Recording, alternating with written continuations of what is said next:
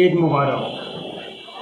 পবিত্র ঈদুল আজহা সৌন্দর্য রক্ষার্থে আমরা গরু জড়ার পরে যে গরুর জোড়াতে শুরু করি রে আরও যা কিছু আছে জিন লইর অনেক পরিবেশ দূষণর এবং এলাকার সৌন্দর্য নষ্টর ইয়ার লাগলে আর গরু জোড়া যদি আধার জিন আছে তা বেগুন নির্দিষ্ট কান জায়গার মাঝে কাঠ ফুরিয়ে ফেলা রাখি হাতে পাশে না ফেলাই যাতে পরিবেশ সৌন্দর্য রক্ষা এবং পরিবেশ দূষণ মুক্ত এলাকা তৈরি পারি। খালিয়ার ৮টার নগর পুরি বাজে গরু দবা করে ফেলাইম দবা করে বাজে গরু জোলা যা আছে নির্দিষ্ট গাত করে ঢুকা দিয়ে ফেলাইম যাতে মানুষের দুর্গন্ধ না পায়। ঈদ মুবারক। আগামী হালিয়া পবিত্র ঈদুল আজহা।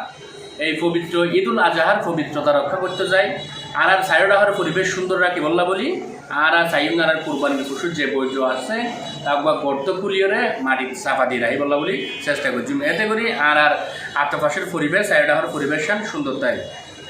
আগামী হালিয়া পবিত্র ঈদুল আজহা।